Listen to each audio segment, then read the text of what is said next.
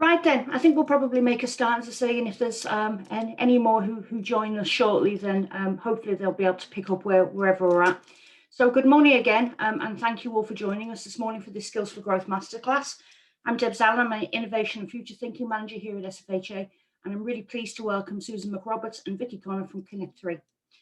So for a little bit of background to why we're doing this session today, one of the thematic campaigns that we're looking at over the next 3 years at SFHA is Routes to Housing. So that's not routes into housing in terms of getting a house, that's routes to housing as how do we encourage new talented people into the housing sector? How do we ensure that the housing sector is representative and diverse? And how do we make sure that it's somewhere that people want to come and work? So the first offering of this is this Skills for Growth offering. So we're delighted that SFHA Innovation and Future Thinking Programme have secured funding for housing associations to work with Skills Development Scotland in their Skills for Growth service. This masterclass is a taster to whet your appetite for the types of things that you could explore further through the Skills for Growth product.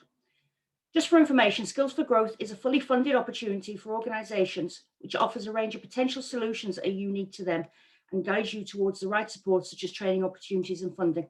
So in essence, what happens is you have your own specialist advisor from Skills Development Scotland and you have a specialist consultant. Connect 3 are one of the specialist consultants that's available, which is why the guys are here today with us. So there'll be a full audit of your skills, they'll have a look at your management, they'll assess the skills of your staff and work with you and training providers to fill the gaps. So this is a really, really exciting opportunity. As I say, there's no cost to the organisation, so it really is a win-win. And we've managed to secure ring-fence funding over the next 3 years for our members, which is really exciting. So a little bit of housekeeping. For those of you joining us for the first time, we will be recording this session. You'll have heard the American lady telling you at the beginning that if you didn't want recorded, you needed to leave. The recording of the slides will be available on the SFHA website in coming days. This session, as you can probably tell, is a camera on session and we're keen that it be as interactive as possible. Throughout the presentations, we'd encourage you to use the chat to ask questions, share comments or observations, and we'll pick up the questions or any comments and observations as we go through. Susan and Vicky will speak to slides and then we'll move into a wider conversation. We will have some polls that we really would encourage you to get involved with. So no more from me for now. Susan and Vicky, we're looking forward to delving into succession planning and developing leaders of the future. So over to you. Brilliant. Thank you very much, Debs, and good morning, everyone. I'm going to get us started this morning on, let me just get check my slides are moving. Succession planning. Okay, so as Deb said, we'd love the session this morning to be interactive. So I'm going to warm you all up and I'm going to start us off with a bit of a polling question, which will help me to understand where you all are with succession planning. So our first polling question is just quite simply, who's got a succession plan in place at the moment? And that's open now, thank you. So do you have a succession plan in place, yes or no?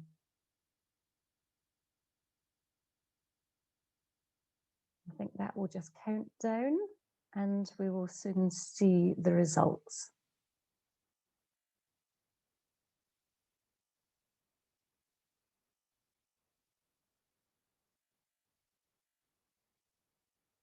Okay, brilliant. Well, you're on the right call then. 88% of people don't have a succession plan in place. So that's I don't know, can everybody see the polling results, or is it just me that can see it? You can see them as well. Okay, great, yeah. So just 13% of you have a succession plan in place already and 88% don't at the moment. So for I'm not sure how many people we have on the call. That may only be one of you, given our numbers. So it might be only one that is able to answer my next polling question. How long has it been since you last reviewed your succession plan? So for those of you who do have a succession plan in place, how long has it been since you last reviewed it? Was it recently? You review it regularly to make sure it's still relevant. Has it been a while? So you're not quite sure how relevant it would be now, or was it just a good exercise at the time, but it's something that you've never looked at since? So for the one or two people probably it is who have a succession plan in place. Can you just let me know how long it's been since you last had a look at it?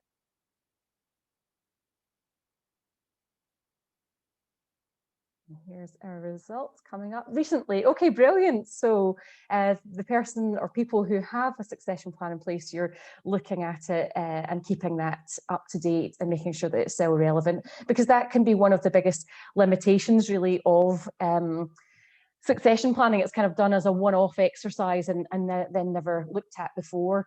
And of course, it's really important partly for a sort of organisation insurance to know who can step up into different roles, but also helps to structure your development and training and cut your recruitment and onboarding costs as you're able to recruit and promote internally, and also helps to increase engagement.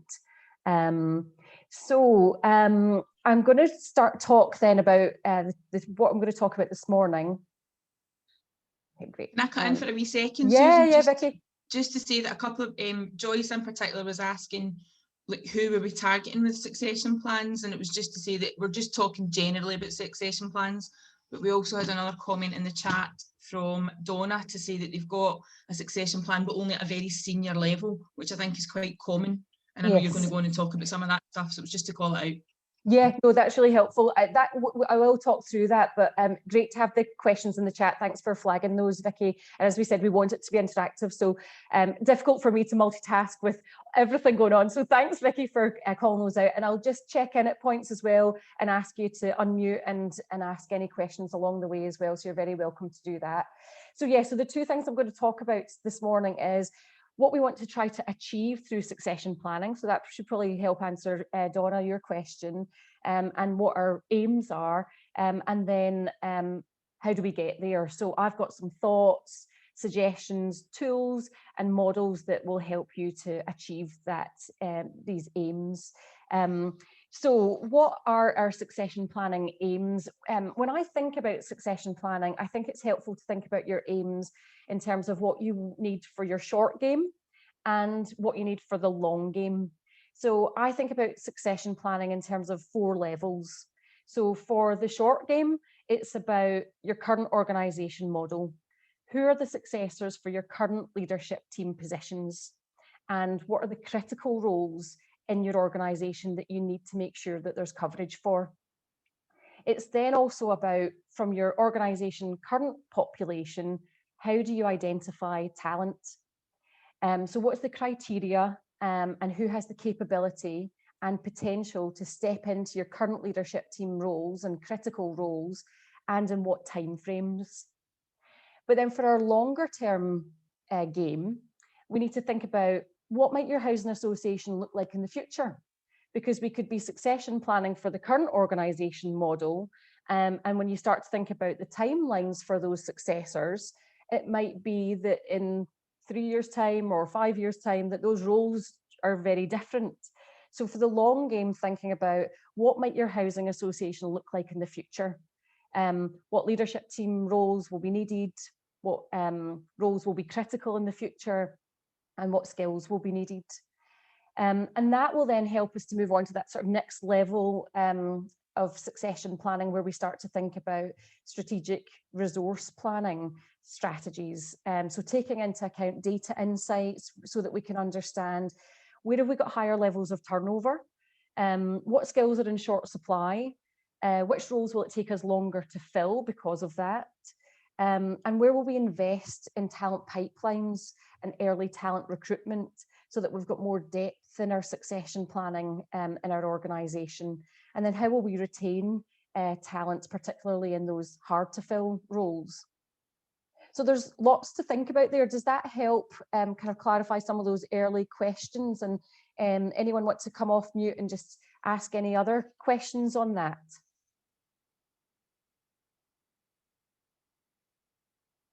No? Okay. I'll move on then to just go into a bit more detail then about the roles that we succession plan for. So the first aim of succession planning is to make sure, so somebody said that they've got it at that senior level at the moment, and that is the first aim of succession planning, is to make sure that there's coverage for those leadership team roles, as well as any other critical roles in the organisation. So for leadership team roles, we're thinking about, in your housing association, what succession coverage you have, so where you have people's names in boxes, and where there might be any gaps, and what people's succession readiness levels are. So who could step into a role immediately, or even as emergency cover for a role? Who could do the role within a year? And who are your longer term successors, who needs more than a year before they'd be ready to step into one of your leadership team roles? And I've worked with, done succession planning in different organisations with different defined timescales for those readiness levels. But I would say that where I might have worked with longer timescales for succession previously, depending on the rate of change in an organisation, I'd probably suggest those sorts of levels of ready now, or even having that emergency cover identified, and then ready soon. So someone who would be ready within a year, and then ready later would be more than a year. But as I say, if you start to have longer timelines on these things, then you really have to be very conscious about, will these roles still exist in the same form in the future? And then you've got the critical roles in your organisation. So which are the roles that are strategically important? And so they need a very specific skill set, but they don't necessarily provide a career path to a leadership team position. Whereas we've also got developmental roles that you might want to identify. These are roles that offer breadth of experience, and they would be a good stepping stone role into a leadership team position. And it also helps us to move away from thinking about career paths as being linear, and thinking about climbing the ladder, and thinking about breadth of experience to ultimately move into a leadership team position. So once we have that kind of criteria, we're clear about what roles we're succession planning for, we need to think about how do we identify talent. And I guess there's different approaches to this, and it's worth talking about this in terms of the different ways that you can think about talent identification. There's the inclusive approach to talent identification, which focuses on the majority. And it thinks about talent as being your entire employee population. Effectively, talent is synonymous with people. So the principle is that everyone has potential, and everyone is going to be ready to take on something different. And the question is, how do we help them to get there, and how do we help them to make their next move in the organisation? Then there is the exclusive approach to talent identification, where we focus on our organisational superstars. So we think about talent as being the more elite in the organisation, and we focus on developing high potential employees to help them to realise their potential. And as I think is quite often the case, it's always about balance. And I think that we find the magic in the middle. So from a succession planning perspective, you can place your bets and support and focus on developing the people that you think are most likely to make a difference to your organisational performance, either through their immediate contribution or in the longer term by demonstrating those high levels of future potential. But if you continue to stretch and challenge and support, coach and develop everyone in your organisation through one-to-ones, career conversations and personal development plans and learning, you're kind of making sure that you're developing everyone, and it might be someone different ends up being a potential successor further down the line. So I thought of a topical example for this, given that our Scotland football team is back in action tonight, and we're all really rooting for them and hoping that they're going to do well. And Andy Robertson is a brilliant example of talent identification or not, because he was released from Celtic youth team because they looked at him and they said he was going to be too small to really succeed and be successful as a football player. And then he went on to play with Queen's Park, Dundee United and Hull before joining Liverpool. So obviously football is a different model from a housing association, and there are fewer positions in getting into that team. But it does show that if you can continue to develop and give everyone opportunities to drive their own learning and development, because what Andy Robertson did in Queen's Park and Dundee United was just work really, really hard. It's those people that may be the ones that you wouldn't have necessarily predicted, but that they end up rising through your organisation. And that's why I think this blend of, for succession planning purposes, focusing on the people that you do think have got the best chance of, filling those leadership team positions, but, having that more inclusive approach to development as well. And it's why I like this model, a 3A framework for identifying talent. So I've led talent programs previously in organisations like BT and EE. And one of the challenges that I found in running talent programs was that line managers would sometimes identify individuals who they felt had the potential to step up, but it wasn't actually what the individual wanted. So the first day does consider whether the individual has got that general mental ability or intellect. Can the person think over longer term horizons and strategically? Are they able to deal with ambiguity and complexity? And do they have the emotional intelligence and resilience to progress? But it's the second A, ambition, that looks at growth factors. Does the individual want the responsibility and the rewards that come with those senior roles? And do they demonstrate the drive to achieve, and are they committed to making a difference at a more complex level?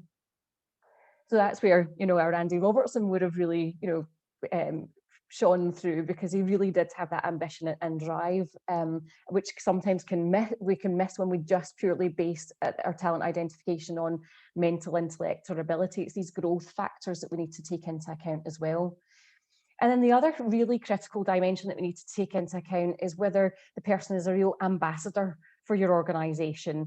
Are they loyal, and can they be depended on to make the right decisions, not just for themselves? So we see that quite often as well with talented individuals who are very focused on themselves and their own progression, but are they making the right decisions for the organisation as well?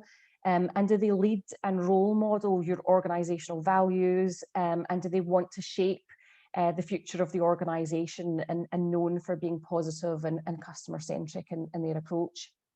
So using a model like this, and you can use it in conjunction. Another well-used model for identifying talent is McKinsey's 9-box matrix. I don't know if anyone's used that. Just drop in the chat box if you've heard of the 9-box model. It was created in the 1970s and it is still used today, and it does have merits. It's a very visual way of mapping people into 9 boxes based on their performance and their potential. And it does give a good indication and understanding of how you can manage people based on where you've mapped them. But it's got some criticisms and limitations as well, which is why I like this 3A model, and maybe, as I say, using it in conjunction. And one of the biggest limitations of the 9-box model is this, what they call idiosyncratic rating, where 61% of the rating of the person's rating is based on the person who is rating them. So I base it on my own ambition rather than what I think the individual's ambition is. So what we're aiming for when it comes to succession planning is having these ready now successors identified. Oh, I can see the chat has just flashed up, so let me just pause to see that one. Some devs really liking the 3A model. It makes sense, and I think often the simple models are the most effective and the best. Another model that I use quite often when you're trying to work out priorities and strategies is stop, start, continue. So I'm a big fan of really easy, simple models, because I think you're much more likely to use them. So thanks for that feedback, Debs. So what we're aiming for is that we've got these readiness levels, and particularly for our ready now successors, they've got their own successors lined up. Otherwise, you're going to have that sort of domino effect of that person not being able to move, because who's going to step up to do their role as well. So that kind of talks a bit to that point that we talked about earlier on about the depth of succession planning. To what level do you succession plan to? And I guess you know, as a rough guide, I would say to the level that you feel you need to for the movement to be able to take place, and where you start to have more people who could easily step up into those positions, then you probably don't need to succession plan for them. And also that we want to be in a position where critical roles have ready now successors. And another really important point is about having a diverse pipeline of successors, and that's where that identification is really, really important as well, and that we're not identifying again in our own, you know, in our same model, you know, people who look like us and think like us, but we're getting that diversity into our pipeline of successors. The other thing that we should be aiming for in succession planning is that, you know, once we've got those names and the successors for them identified, and we've got a diversity of successors in place, that we don't stop there, you know, that the successors have got PDPs, personal development plans, and that they're clear, they're not vague. You know, we see a lot of very vague development plans. So what is the role that we think that they're going to move into, and where are the gaps just now in terms of where they are and where they need to get to, and what are the clear and actionable development interventions that are needed for them to move into the role that they're a successor for. And then actively preparing successors, and again, 3 things to look out for there. There's the education and experience part, but another important factor is that exposure. So if you see them as being future leaders, you know, where are you getting them coming along, presenting and influencing at a senior level?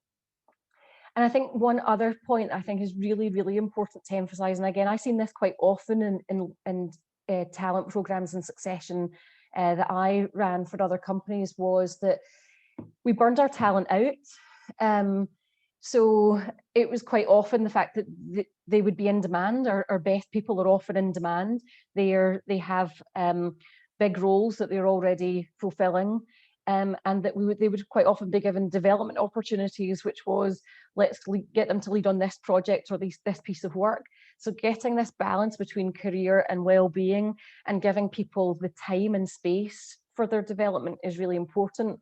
So I would have our high potentials worked out with them what their development needs were, put on programs and things for them, and people wouldn't be able to attend sometimes because they were attending a board meeting or something else. So making sure that you're getting this balance of career and well-being, that you're not burning your talent out, and that you are giving them the time and the space for their development. And then the other thing I would be looking to do is make sure that you've got plans to address the risks and succession gaps. So I'll talk about succession coverage. So for each of the leadership team roles at those different levels of readiness, do you have names in place? How many names do you have in place? And where you've got gaps, how are you going to fill them? And the other thing to think about is where you might need to use some sort of retention mechanisms. And that doesn't always mean throwing money at people. That means understanding, you know, what's important to them, what they value, and develop and making sure that they're looked after in that way. So that really is about, you know, how we succession plan for the short game. When we look at the current organisation design, and then we try to predict who can do the roles in the future and the timelines for it. So in that, there we've only got one factor that we don't know, that we can't know for certain. We're working with the certainty of what the current organisation model is, but we can't entirely predict the individual's potential. But of course, we know that the pace of change is accelerating. It's never been this fast, but it'll never be this slow again. So we know that we need to think about how we future-proof our succession plans. So when we think about our future skills priorities, the first thing I would be thinking about is, what might your team need in the future? So where is your organisation going? What's your organisation strategy? What are the strategic goals for your housing association? And then what are your opportunities to make improvements? And then what are the external factors that will drive demand for change in your organisation? So what technology trends will change the way things are done in your housing association? And what does that mean for the roles that you might need in the future? So thinking about all of that context, so it might mean that you have more people self-serving, for example, and you need more people in technology roles in your organisation, and fewer people customer facing, for example. So what are those future skill priorities? And then you're assessing what are the future skills that we'll need to be successful and meet those challenges and opportunities, and what the organisation might look in the future. So what will the future organisation design be? Are there new roles that might exist at a leadership team level? Are there new roles that might be critical to your organisation's success in the future? What skills might we need more of in the future? So might we need more technical skills, data skills, and where are we lacking in those skills right now? And what skills might we need less of in the future? And that really helps us to kind of plan and I think helps. There's a sort of 5 strategies that can then help you to resource plan strategically for those future organisation design needs. So the first one is about, first strategy is buy. So what, where do you need to hire talent into your organisation that have got those future skills? So it's about talent acquisition, and it's also about early careers talent. So to your talent pipelines. And this is where, as Deb said at the start, it's about making housing a career of choice, and improving the diversity of skills and talent coming through your organisation. So investing and buying and recruiting in early years talent, or any disruptive hires that you might need to make. And then the next strategy, strategic resource planning strategy that I would suggest you need to have a look at is that growth. And particularly if you start to bring talent in early on, how do you grow them so that they can move up and through your organisation? And again, that goes back to Deb's point about housing associations being a place where you feel that you can develop and grow and progress your career, and it be somewhere that you want to be because you see there being opportunity. And then protect is where you need to think about those retention strategies. There's no point in keeping buying if it's a leaky bucket and they're all going out as quickly as you can hire them. So making sure that people are engaged, and that's about people understanding. I think about people being not just, you're not competing on pay and benefits. That's where you want to be competitive, but it's not where you compete. You start to engage people through career opportunities, like we've said, and also well-being, and that they understand what the purpose is of the housing association. Housing associations are very purpose-driven organisations that make a difference, and people wanting to have an impact, and it is important. So that's another way that you can retain people. It's an understanding. I think when you see job adverts advertised, we talk about what the employee value proposition is. So we focus on that when we're hiring, so when we're buying talent. But once they're in your organisation, you want to understand what's the individual value proposition. What matters to this individual? And it won't always be about money. It will be about things like flexibility. It will be about things like feeling valued, feeling recognised, getting feedback, feeling like their manager cares about them. Those are the sorts of things that help retain people. It's never always about money. And then we can also think about resource planning for future skills based on borrowing. So it might be that you outsource or partner, or you use other models to bring in some of those skills that you might need that are very specialist and that you don't need lots of, but maybe just partnering with external companies and things. And then when we think about that strategic resource plan and where the organisation will go in the future, it might be that we will lose skills, and that might be, as I say, in some instances that will not be positive, and we need to resource plan to keep backfilling and maybe growing and backfilling at the same time. So if you need, I don't know, 10 developers in your organisation, and your turnover rates are that you lose 5, you might need to be hiring 15, for example. But in other areas, then this normal attrition, and I understand for the housing associations that there's quite a lot of retirement that's forecast in the housing associations. That can be an opportunity really to lose skills in one area and grow in the areas that you need more of in the future. So it's thinking about this strategic resource planning based on that future organisation model. And since we've talked about it, and it kind of leads us into Vicky's section of the webinar, the importance of growing talent. And we talked about that inclusive approach to talent identification, and that if we focus on developing everyone in the organisation, as well as placing our bets on our succession plans and who we think will step into those leadership team roles. And I think this is a really useful framework to kind of highlight the fact that it doesn't need to be difficult or expensive to develop people. So 70%, it's a 70-20-10 learning model, and that development, 70% of development should come from experience and on the job. 20% of it should be learning from others, and there's examples there of what that might look like. So it's really only that 10% part is the more structured learning, and it might be where you've got your high potential named successors that might be going on specific training courses and things. But again, you can see from the list there that that structured learning can be things like this today, a webinar, or e-learning and things like that. So it doesn't always need to be formal programs and things that are reserved for only your high potential.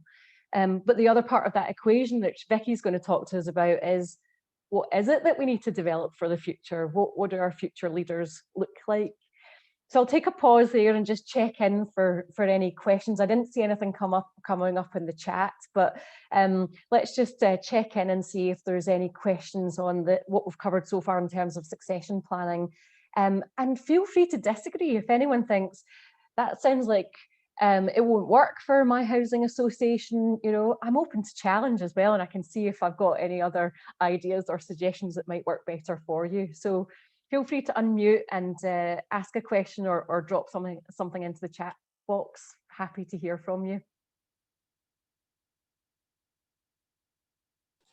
I think if I can jump in there briefly, Susan, I like your leaky bucket analogy, because as you know, from organisationally, staff attrition can be a real flag for challenge, flag for that there's something not quite right. It can also be just that there's a time that people move on. But also within the housing sector, staff attrition at a senior level is something that is of great interest to the regulator, and they're notifiable events. So that's something that we as a sector need to be really mindful of, is not having those high levels of staff attrition. So no, I do like your leaky bucket analogy. Yeah, no, thanks for that, Debs. It is really important. As you say, it's kind of a leaky bucket is never good, right? A bucket's got a job to do. But there are other ways that it is good to see that turnover, and it gives, as we've said, that opportunity to, rather than to have to look at redundancies in some scenarios, where just through natural attrition and forecasting where you might need more skills in the future, and the natural attrition where people may be retiring or leaving the organisation for whatever reason, gives you an opportunity not to backfill in the same role, but to move that resource elsewhere and invest in the future skills that you need.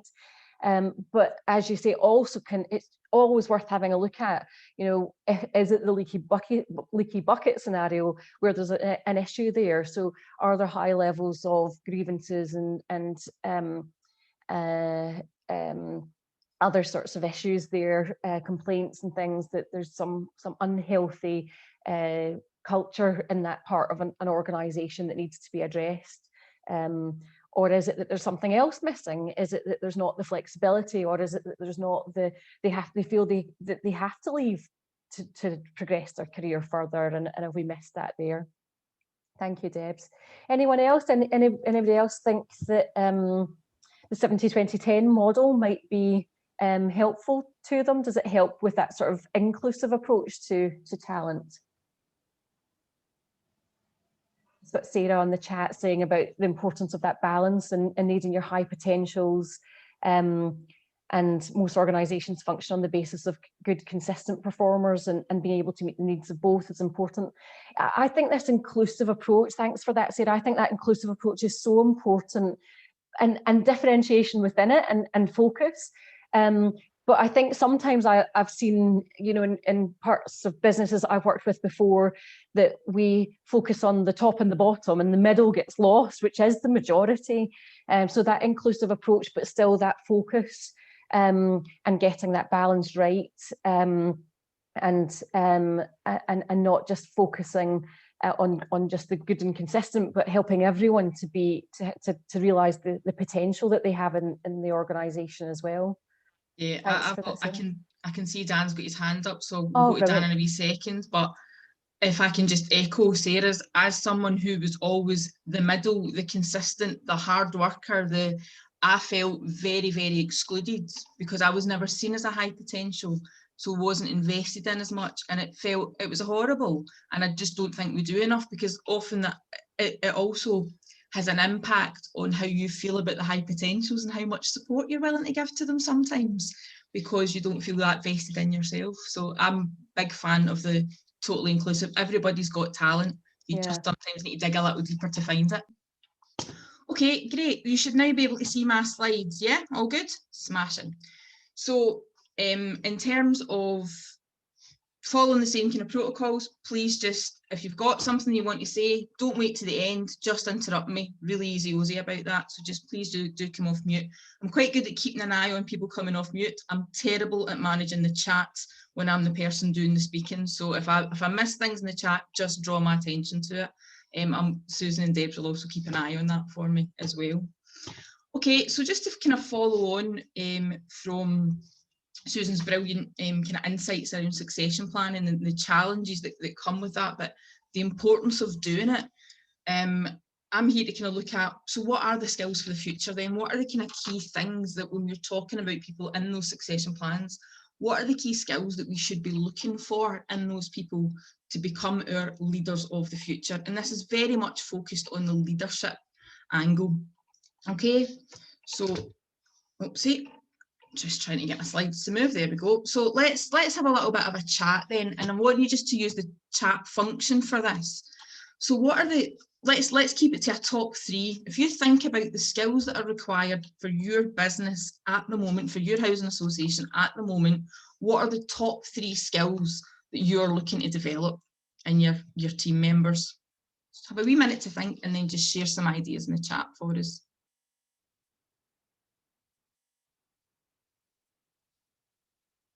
Or come off mute and just tell us, whichever way you prefer.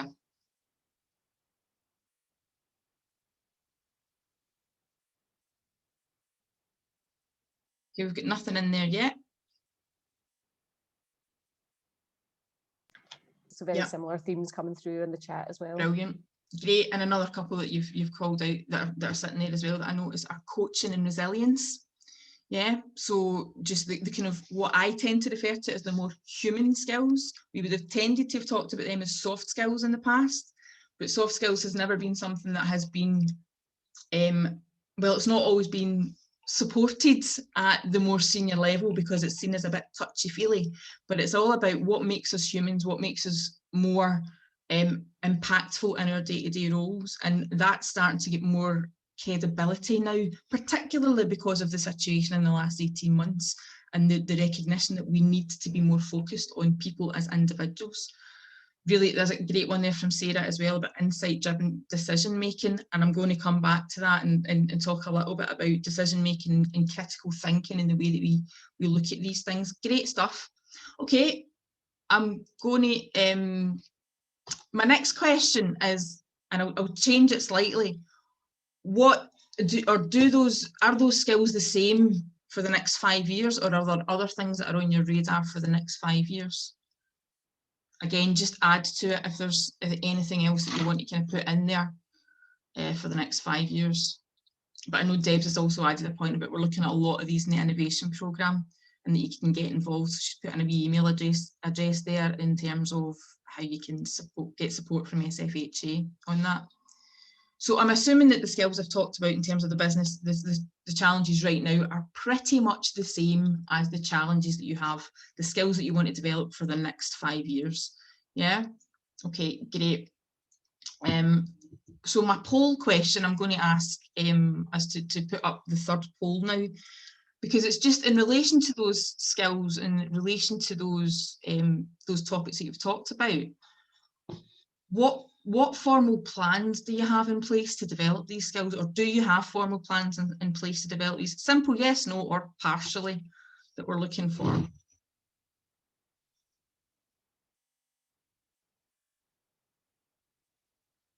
Okay, if you can just take a wee second to do that, and then we'll get the answers launched when that's ready.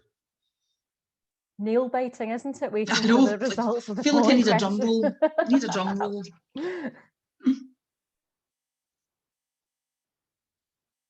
Okay.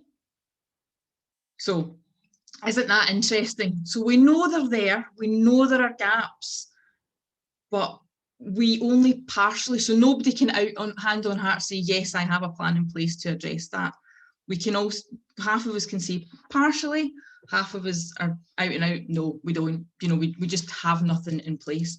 And that's not unusual. You're not unusual, you're not different from anywhere else. Susan talked a lot about personal development plans and all of these kinds of things. But generally speaking, and I'm doing my own industry a disservice slightly here, but I'll say it, generally speaking, they form part of a performance review cycle. And they're quite often written down and put in a drawer and forgotten about. And that's the key thing that we have to change when it comes to skill development. We have to be talking about it every single day, constantly. What am I doing that's different? How can I build my skills? How can I improve? How can I do better? And just making it so much more part of what we do around here, kind of a concept and thinking. I love the point that Susan's put in the chat as well about emotional intelligence and the importance of emotional intelligence and how it can develop over time. I'm a far more emotionally intelligent person now than I was at 21 when I first took on my first proper job, and I thought I was brilliant and could do everything and anything and nobody else was as good as me, kind of a thing. I've learned over time that I'm not great at everything, and I have my own areas for development, my own areas for focus. So let's just kind of go on and talk a little bit more about what I've identified as some of the key skills for the future to be developing. Okay, and they echo some of the things that you've already mentioned. So I started off by looking at a little bit of research. So this is an excerpt from the World Economic Forum. So I've shared an article with the team at SFHA that they're going to share with you afterwards. Just a very short 2-pager, just a kind of high level of this. So you can see there that their top 10 skills include things like analytical thinking and innovation. So they've put them into kind of 4 categories there of so the critical thinking and problem solving, you know, complex problem solving. All of these things, there's a huge amount around the problem solving piece. There's a little bit around self-management. There's a little bit around working with others, and then the kind of, so I need to dip my screen down a wee second. The technology use and development. Sorry, I couldn't see the side of that there. Apologies. So it's really about the technology use and development is not a surprise to anyone. It's been on everyone's agenda for the past 10 years easily, but it has went rapidly to the top of that in the last 18 months because of the circumstances for all of us. But it should never have come as a surprise to us, myself included in that. So yes, I've known about the collaborative tools that you can use online and about Zoom and about Teams and all these kind of things. And I've thought, I'll deliver a face-to-face class because that's what I do, rather than thinking about and preparing myself for the eventuality of this happening. Yeah, so much so that when it happened, I did the panic the same as anybody else did, and I had to get used to it very, very quickly. Yeah, but it's now about, it's not going away, so we need to continue to focus on that. So just to kind of move myself on a slide, I don't seem to be going very fast here, sorry, apologies. I've sort of taken what the World Economic, so that's the research, the World Economic Forum's given me some research and given me some sort of stuff to hang my hat on, if you like. But I tend to think about it in terms of three types of skills, three categories of skill. So there's the human skills, the getting the best out of myself and others. Yeah, those are the kind of skills that we need in the workplace. What are they? There's the thinking skills. Yeah, the brain work that's required by all of us in this knowledge economy. We live in a knowledge economy. It's about what people have up here more than anything else. So how do we manage that? How do we make sure that people have the right information and know how to use that information? And the last one is the technical skills, the practical skills required to perform in your specific role. So if you take an accountant role, for it, just as a simple example that most of us can relate to, an accountant's got technical skills, usually picked up at university through a course. They know how to do a profit and loss account. That's a technical skill, yeah. But they have to use thinking skills behind that to apply that logic to the environment, to the scenario that they are in, to the business, the organisation. They have to be able to apply the kind of rules, the governance, if we're talking about housing associations and all the things that come in there. But there's also the human elements of how do I work with other people? Even though I'm an accountant in a role on my own, it doesn't mean that if I do my job well, that necessarily it will reflect well on everyone if I don't work with other people and speak to people and figure out ways of getting the best out of myself and other people. Yeah, so it's about how you kind of put those three things together. For the purposes of today, we'll ignore the technical skills because I am certainly not well placed to advise on the technical skills required in the roles within housing associations. But I'm going to focus much more on the human skills, the leadership skills, and we'll dabble a little bit in the thinking skills as well. Okay, so for me, when we talk about leadership in the future, what are the key things that people are talking about? And again, particularly as a result of the last 18 months, 2 years sort of thing. One of the key skills coming out that we need to develop in ourselves and in other people's is the ability to listen with empathy, just use empathy in a day-to-day world. 20 years ago when I started out in my career, if I had said those words out loud in the business that I worked in, people would have laughed at me. Yeah, they would have said empathy, nonsense, fluffy bunny nonsense is what they would actually have said. But we recognise now that empathy, and particularly the listening side of empathy, is one of the key things, the key drivers that we need to be thinking about from a leadership perspective.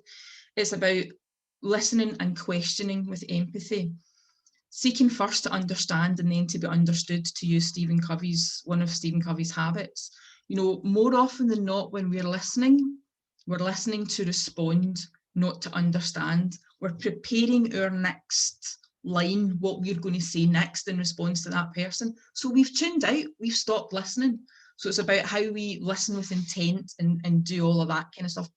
Be present, be in the moment, and pay attention to what somebody's saying. Everybody brings their own unique viewpoint and has something to add value to. So again, reflecting back on Susan's point about talent is inclusive to me. Everybody's got something to bring. So it's about creating that space. You hear me use the phrase create the environment, because I think that's the manager and the leader's role, is to create the right environment for people to want to speak up, to want to feel comfortable and safe, talking about their mental health issues, talking about their experiences at home and how the flexible or hybrid working environment can actually support people to do better work.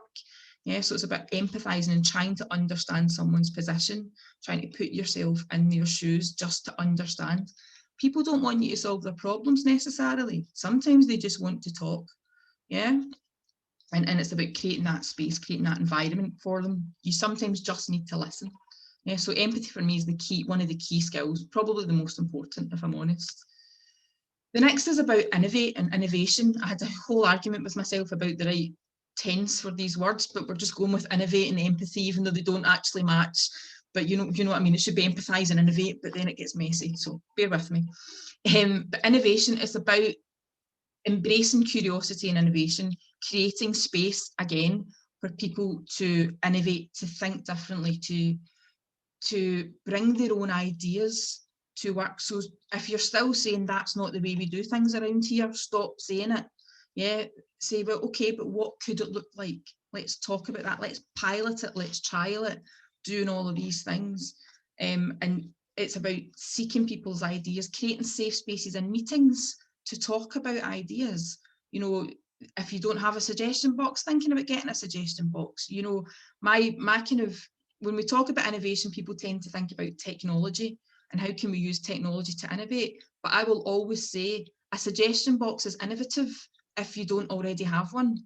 So if you're not asking people for their input through things like engagement surveys or whatever, find a way to do that. Find a way to get people's input to things and give them space to innovate. You don't have to do Google. You don't have to give people 20% time to go away and innovate and work on pet projects, but you might give them a Friday afternoon to think about some ideas or to take some development time or whatever that looks like. Yeah, but creating that space for creativity and innovation to take place, and allowing people to ask questions and question the status quo as well. Third skill that a few of you mentioned, for me, coaching. Coaching is one of the key ways that a manager can impact their individuals. It's also one of Susan's key points on the 70-20-10 model. It's around that 20% collaborative learning. Coaching doesn't have to be done by a formal coach. It might be appropriate to bring in a formal coach for somebody, but it might just be developing your line managers as coaches to be able to coach their staff. Yeah, it might be you as a line manager just taking a more coaching approach. So the next time somebody comes to you and says, what should I do here? Rather than giving them an answer, just try it out by saying, well, what do you think? You've been doing this for a long time. You probably know the answer more better than I do. What do you think? And giving them that space to innovate and to talk and to try something different. You don't always have the answers. We've moved a million miles away from the days of the manager must know everything. It's not about that now. Yeah, and it just goes to a point that I think it's Sarah, sorry, just scrolling up a wee bit more. Sarah said on the chat about that innovation and coaching and it going hand in hand about that, you know, accepting that sometimes you'll fail when you innovate and there being that room to fail in the coaching to so that culture shift that's needed and that coaching being part of that. And Deb's agreeing as well about the fact that innovation isn't always about the next big thing. It's sort of about just doing something better. And again, the people who are best placed to do the thing better are the people who are doing it. So if you keep telling them the answers rather than coaching, so I think that leads on to that coaching point again. Absolutely. There. You will see a natural flow through all of these, and some of them might sound the same, but they're all interlinked. And I love the concept of small things, small improvements are what we're all looking for. So there's a concept called marginal gains that you may or may not be familiar with. And I'm going to get his name wrong, but I think it's Sir Dave Brailsford, the British cycling team coach. You don't need to know anything about British cycling to know this, but they're very, very good at what they do. And they have drastically improved over the last kind of 20 years. It's been a steady climb. But that's because he has focused them in on marginal gains. If you improve 1% every single day, over the course of a year, you will have improved 365%. That's incredible when you think about it like that. Rather than looking for that, you need a 10% improvement. You just need to improve a little bit. Every little improvement makes a difference, being the logic of it, and that's the whole kind of the point of coaching. Coaching gives ownership, it gives encouragement, it inspires people to contribute as well, because I matter, my opinions matter, but it also requires a huge amount of trust on the part of the manager, because you have to as you said, let people get it wrong, create that environment where failure isn't an automatic firing offence, where we call it learning, we don't call it failure, we call it learning. Yeah.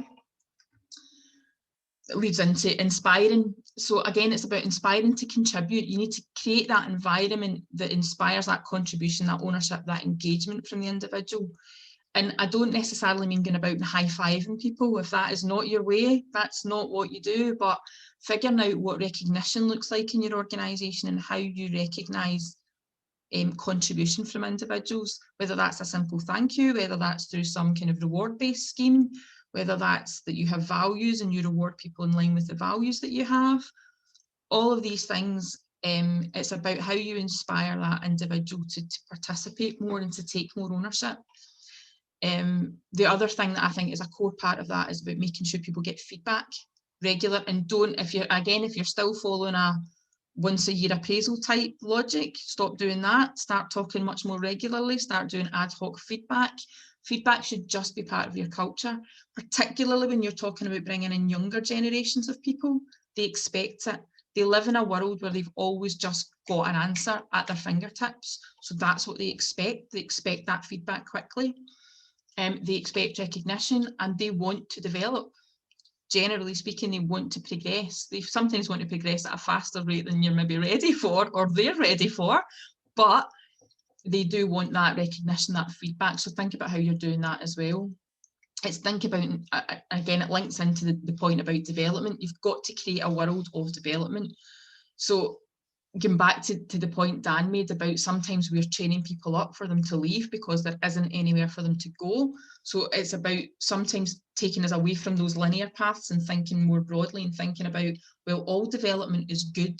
Hopefully you will stay with us and use that skill set here.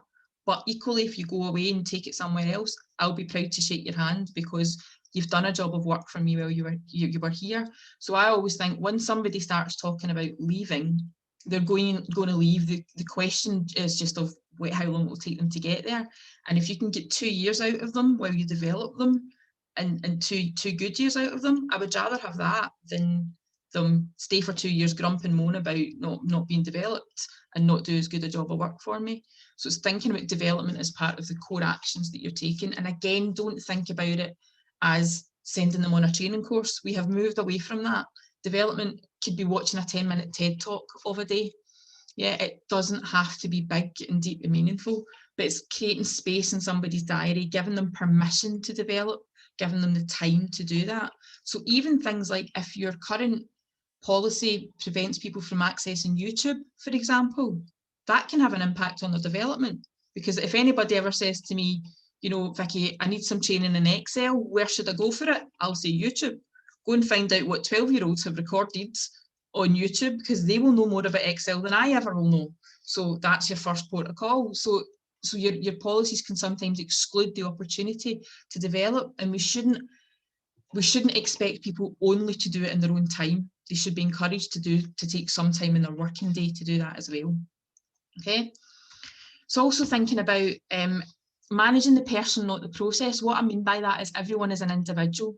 So don't just say, you know, somebody didn't turn up for work and somebody was off sick, so therefore they must have a return to work interview and I must follow these steps. There's an individual involved in that. Yes, you must have a return to work with them, but think about the way that you have that return to work with them, using all that empathy that we've already talked about. You know, people are individuals, they have their own ambitions, they have their own needs, they have their own set of circumstances at home. We've never understood that more than in the last year and a half. So it's about helping people get the best out of themselves, whether that's, you know, having different flexible working arrangements with people, having some people who work at home, some people who work in the office, and making sure that there's no bad blood around that, there's no bad feeling around that, that it's been done with the individual at the heart of it, because that's what people are going to expect. I'm a firm believer in we will not return to the old ways of working, and people will be much more demanding. I expect people to turn up for an interview now and say, I would like to work 3 days from home and 2 days in the office. And that will be an expectation from people now, because we've proved we can do it. We no longer need a manager looking over our shoulder all the time to prove that we can do our work. So it's about, again, thinking differently and managing that individual, the person, not the process. Resilience is one of the key things, again, to develop in yourselves. So leading by example, you know, don't say to people, you need to take a lunch break or you need to go and get some fresh air if you never do it. You know, building your own resilience, it's that whole concept of you have to have the face, you put on your own oxygen mask before you put on somebody else's if the plane's going down. You know, and it's just building that resilience in yourself and in others. We all experience setbacks in different ways. What stresses me out will not stress you out. and vice versa. It's about knowing someone well enough to know where they're at, be able to identify when it's getting a little bit too much for somebody, when they're approaching that burnout that Susan mentioned. Yeah, and managing that and dealing with that. Again, all of this is about having good conversations with people, bringing everything out onto the table. Nothing can't be talked about, kind of a thing, in your place of work. So it's helping people talk about mental health, talk about their family situations, and expect no judgment for it. That's one of the key things that we have to think about developing. And I struggle with it sometimes as well. I had a lot of people throughout this pandemic saying to me, "Oh, Vicky, you're so lucky." So the version of lucky that I am is that I live alone, I have no children, and I work from home. Okay, that is lucky. To people who were homeschooling, I could understand that statement. However, I have no commute to work. I have nobody to talk to during the day unless I'm on Zoom talking to people endlessly. And I have nobody coming in at night time to talk to me. So there was just me. There was an awful lot of me. There's only so much of me anybody can cope with, to be honest. So we're all lucky in different ways, you know. So it's just about, everybody's got their own stuff going on. So resilience will be key for the future of how we build that in ourselves, how we build it in our team members. Connection will become ever more important. We have to proactively think about how we connect people, particularly if we're going to have people working in offices, people working at home, we've opened up the job market massively in that you don't even need to recruit somebody that lives locally or that can travel to your office anymore. You know, you could have people working from anywhere in the UK for your association, arguably. But what you then have to think about is when you have meetings where you have some face-to-face element, how are you going to bring them together? How are you going to do that? So historically, we would have thought about working, if people were kind of sharing roles, if you like, we would have had somebody in for the Monday and Tuesday and half a day the Wednesday, and somebody else in for the other 2.5 days of the week. We now need to think about, well, we don't focus on just having office cover. We have to also create space for those people to still build relationships and spend time together. And because one of the things that we have lost in the pandemic is the whole opportunity to collaborate, to work together, to bounce ideas off each other. So it's again about creating using intent to coordinate that activity and make sure that people, when people are in the office, it's for a thing, it's to do a specific thing. We create opportunity for them to get together.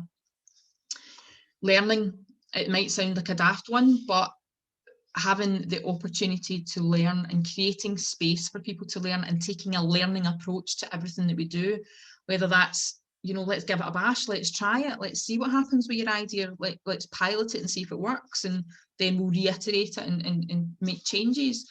But it's just recognising in ourselves that we don't have all the answers. It's being humble enough to say, I don't know. People turn up on training courses with us now, and as Susan asked earlier on, challenge me. We expect that challenge because you've all got access to the same internet that I've got access to, and the same books and all that kind of a stuff. So it's about creating, I don't have all the answers, it's about creating that opportunity for learning. Susan, if we get a comment. Yeah, I was just going to say that one's really important, that innovation bit that we were talking about earlier on as well, and that sort of psychological safety that people feel like, you know, it's we don't all have that like you say, that sort of leaders being humble enough to say, I don't have all the answers, and people feeling like that everyone's got something to contribute to that, and opportunities to try things out and stuff. So I think that culture that they create through learning themselves is so important. Brilliant, thank you. And I genuinely, words are a really powerful thing. So I would change, people didn't fail, people don't make mistakes, they just learn. Change your language so that people feel it more positively and are more willing to hold their hand up and say, got that wrong, but learn from, here's what I'm going to do next time, kind of a thing. Have your lessons learned activities, what would you do differently the next time, type coaching conversations. All of these things encourage learning. And you might also think about giving some formal time, setting some formal time aside for learning, whether that's 1 day a month, whether that's 2 hours a month, whatever that looks like, but encouraging people to physically take time out of their working day to learn. And like I said, that might just be watching a TED talk. It might just be watching something on YouTube that's relevant to them. Learning comes in all sorts of different formats now. And again, we'll kind of go back to that in a second when we revisit 70-20-10. My last point is about that scientific thinking. So somebody mentioned data insight and critical thinking and stuff like that. That's what I'm talking about when I talk about scientific thinking. So there's a great book if you're interested in further reading about this kind of stuff by a guy called Adam Grant called Think Again, which is a fabulous book around this concept of scientific thinking. And he's basically saying, break stuff. You know, don't get so entrenched in your own thinking that you're right, that you don't then think differently if somebody brings something different to the table. Think like a scientist. You know, think, let's prove this theory, or, oh, we can't prove this theory because I was wrong. What do I need to change? Let's prove the next theory. Let's work and iterate it until we get the right solution. Yeah, so it's just that, taking that scientific thinking approach, using data and insight, gathering information to make your decisions based on data rather than just gut. Gut plays a part, it absolutely does, but it's not always going to be right. So sometimes use the data to inform the gut, to back up the gut, all that kind of stuff. Okay, don't be afraid to test theories out and kind of run with things and use trials. I think I'm a bit of a believer in gone are the days of kind of big project management or big sort of transformation type topics and change management programs, because change is just part of what we're doing all the time. So we should now be thinking more about how do we just make people comfortable with the goalposts shifting quite regularly, with things sort of adapting ever so slightly. How do we build that resilience so that people are more comfortable with that and that shift? So the 70-20-10 model, just to revisit it for a minute or two, because I've just noticed the time clock is running down and we need to give space for questions or comments. But formal learning, and I hate to say it because it's part of my day job, but formal learning is changing. It's going out the window. I'm actually reluctant to run full day training courses now because people don't have the attention span for it. Yeah, I think 4 or 5 hours is probably the most you can get out of people nowadays. But it's about recognising that formal learning doesn't just happen in a classroom. This is formal learning to an extent because it's organised. People are sitting here in front of us. They've got the slides, there's an agenda, there's questions to be asked. But the bulk of learning comes from social collaboration opportunities, talking to somebody about what you've done or what you've learned or what your challenges, your concerns are, whether that's in a formal coaching environment or whether that's just peer-to-peer conversations. So maybe it's creating a management forum where people can sit and talk about, I had this situation and I just didn't know what to do. Does anybody have any advice for me? Creating those kind of conversations, those kind of meetings even. Or the 70% on the job, tried it, didn't work. Here's what I learned. Here's what I would do differently next time type stuff. But most of our learning should take place on the job. It's just about making sure that people feel safe enough, to go back to Susan's psychological safety point, to make the mistakes that come with on the job learning. Yeah, that we have created an environment where I will not try and hide that mistake. I will openly say, I got that wrong, and here's what I'm going to do now, and here's what I'm going to do next. So my final slide before I let you ask any questions or make any comments, how you do this, how you build these skills. For me, ask questions, flex your curiosity muscle. For you to develop those skills, think about just questioning people. Every time you've got an opportunity, ask a question. That's how you develop as a coach. Yeah, it's about focusing on listening, being intent, being in the moment, switching off your smartwatches that buzz you to tell you you've got a message, or your Outlook, or your phone's onto silent, all of these kind of things. Be in a room with a person and listen to them. Take away all your distractions. Plan development activity. Don't just talk about it. You know, if you're having one-to-ones with people, what development have you done this month? What have you learned this month? Make that a question that you ask so that we're talking about it all the time. Create that environment of safety and trust. We've mentioned psychological safety a couple of times. If you're not familiar with it, a simple Google search will point you in the direction of Amy Edmondson's research on psychological safety. It's a cracking topic, really interesting. I would encourage you to watch her TED talk on it. Create that feedback culture so that you get that data, you get that insight, you get that innovation, and people feel okay saying to somebody, you know, I wasn't comfortable with that. What would have worked for me was this. You know, don't make feedback good and bad or positive and negative. Feedback's just feedback. Yeah, and start talking about it like that. Ask for feedback. You know, when was the last time you asked your team members what they thought about you as a manager, for example? you know, put that out there. If you do that, they will do that in turn. Yeah, might take a while, but you'll get there. My next point is just break stuff. You know, break stuff, make mistakes. It's okay, as long as they're not big mistakes, as long as the consequences of those mistakes aren't huge. Don't let somebody make a big impactful mistake and then say, you shouldn't have done that. You know, stop them before they make that mistake and explain to them why, but let people break stuff. Celebrate difference and diversity. Going back to Susan's point, we shouldn't create people in our own image. I was once criticised for not being ambitious enough because I didn't want my boss's job. Said that doesn't make me not ambitious. I'm just ambitious in a different way to you. Yeah, so it's thinking about celebrating that difference and that diversity. We don't have enough of it out there. And it's taking that deliberate action to connect. We are going to have to do so much more of that. You know, whether that is forcing you outside of your comfort zone and making you come on camera on a video call just to let people see your face so that they know that you're focused on them rather than answering your emails while you're talking to them. It's taking, because there is a different level of connection. Even the fact that I can see your faces, a lot of your faces, and a lot of nodding and stuff, you've no idea how much more that means to people like myself who do this all day in, day out, because it just feels different. Usually I feel like I'm talking on a radio show and I'm like, that, is anybody there? Have we got anything to say? Kind of a thing. So it does make a difference. So it's creating those opportunities and taking that deliberate action to connect would be some of my how-tos. And I've went a bit fast there at the end because time's running out. So we should now be able to take any questions, any comments that you've got for the next few minutes.